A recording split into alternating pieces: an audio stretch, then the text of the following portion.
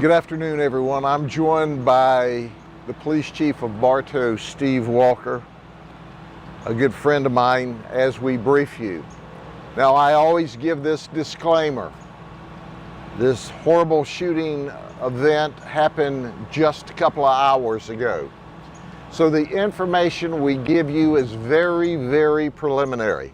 Very preliminary. It is all subject to modification as the investigation goes on. But we want you to know what we know at this early stage of the investigation. And let me introduce you to a very violent person who's also known to be a long-term drug addict. This is Wayne Volz. He's 34 years of age. He lives on South Washington in Fort Meade, Florida. And here's what occurred. He lived with his mom and dad, and this morning he had a conflict or an argument with them. And he pistol whipped his mom. When his dad ran to help his mom, he knocked his dad down and asked him, "Do you want to die today? If you don't want to die, to die, and if you want to live, you better beg for your life." This all started about 11:30. Then he held them there all day long. He took their cell phones. He said that he was Jesus and God. His dad said, "We are people of faith. You're not Jesus, you're not God." He held them against their will. He took their cell phones from them. He held them hostage. And late this afternoon, Dad said, I need to go to work. I work at Lowe's in Bartow. Wayne said, "Well, I need to stop some places anyway." So his dad said, I first took him to Bartow, where he bought some pills from a black male. That's still under investigation. And then Wayne said, "Well, I need to go to Bartow and kill a lot of people anyway." So he rode with his dad to Lowe's, where his dad worked. His dad got out, went inside, told the co-workers what was happening. They hid him inside the Lowe's store because Wayne came into the Lowe's store. By the grace of God, he didn't shoot in the Lowe's store. So Dad calls 911. Our colleagues from the Bartow Police Department responded. They called us for a drone. Now they're looking for our suspect. They have preliminary information. At this point in time, we don't know because Mom hasn't told us anything. Dad's spilling the information in Bartow, so we're all running blind. Bartow Police notifies us, "Can you send us a drone?" We send deputies, they send police officers. We came to the scene. When we came to the scene, Deputy Sheriff Alexander saw the suspect, and he was walking between DOT and Publix. This was about 4:30 this afternoon, and the community was full of people. He notified our colleagues and other deputies. At this time, the details are the suspect, Wayne, came counterclockwise around the building and ran past our drone operator. She didn't see a gun. So she told him, "Stop or I'll tase you." And then he ran on around the building and started shooting at Deputy Alexander. We're gonna have some B-roll for you. He shot Deputy Alexander's car 7-8 times, a lot. He struck Deputy Sheriff Alexander in the forearm of his gun hand. Deputy Sheriff Alexander was out of the fight. But there were other Bartow police officers as well as deputies there. As he started back around the building, 2 Bartow police officers and our deputy Angulo engaged the suspect and shot him. We shot him enough. We shot him a lot. We stopped the threat.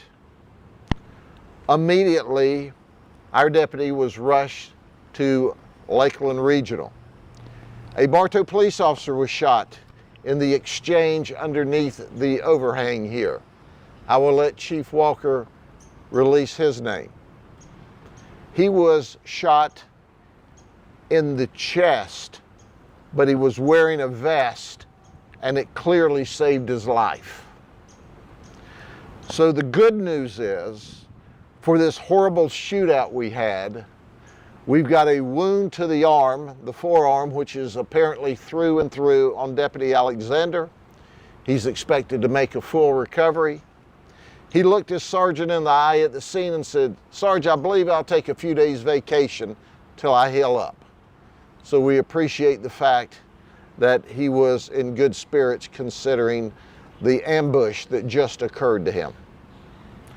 Our colleagues from the Bartow Police Department and our other deputies did a remarkable job as they entered a gunfight with this suspect. Had it not been for the great equipment that Chief Walker provides, we would have a dead Bartow police officer this evening. But they shot our suspect, who was rushed to Bartow Regional Hospital about 2 miles up the road, where they tried to save his life, but that wasn't to be. The investigation is ongoing. We have an officer-involved task force made up of the 10th Judicial Circuit. As soon as the investigation is complete, we'll send all of our findings to our state attorney, Brian Haas, for a separate investigation and determination. The state attorney's office has their number 2 man here on scene tonight. We'll be glad to take some questions, but first let me turn this over to my colleague and friend to talk about his officers. Good evening, I'm Chief Steve Walker. We had 2 officers involved in the shooting today. It was Officer Vincent Augustino. He's been with the department approximately 4 years, and Officer Mark Sills Jr. He's been with the department approximately 8 years. Officer Sills was the officer who was shot in the chest. Was shot just below his badge. Luckily his vest stopped the round. He was flown to Lakeland Regional to be checked out, and he is in good spirits. If you have any questions, I'll take those. Chief Sheriff, this individual, I assume he's deceased, right? He is now deceased. How much prior knowledge did you have of this person? You mentioned that he was habitual. Was this a person known to law enforcement, and why? He had an arrest history. We haven't done the complete workup on him yet because it's so fresh into the event, but we will, and we'll make that available. We pretty well have given you the lineage of what we know at this early moment. Yes, ma'am? And I just want to check on the conditions of this man's parents. He said the mother was pistol whipped. Did she call police after they had left, or? We're determining that, but apparently not, because we sent a deputy to the house and she didn't answer the door. As the initial information we're told, her husband had to call her and tell her to talk to the deputy. But we're not sure at this early stage the exact sequence of all of the details. But we're thankful that the father did dial 911. But once again, this is a clear indication how police officers, deputies, are thrust into the middle of violent events that they have no idea are going to go bad on them, because all of these details about threatening to kill his mom and dad, and he made this statement on the way to Bartow, that you're God, I'm Jesus, and mom's the devil. He's talking out of his head. Obviously, we anticipate that when the tox comes back, we'll find all kinds of drugs in his system, but that's supposition at this point. But he was out of control. He held them hostage. He pistol whipped mom. He put a gun between his father's eyes and told him he needed to beg for his life.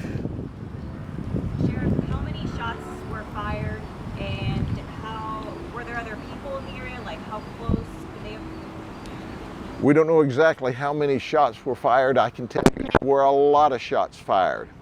It was a gunfight. It was clearly a gunfight. And we shot him a lot. And he won't ever shoot anyone else. He's dead. He asked to be shot and killed, and we obliged him.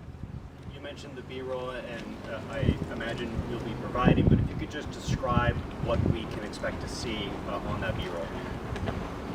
Look at it for yourself, and then y'all can describe it, because I'm not sure which clip they're going to release. Chief Walker, can you spell the names of your officers? Sure. Vincent, Vincent, Agostino, Agostino, and Mark, Mark, Sills, Sills, Jr.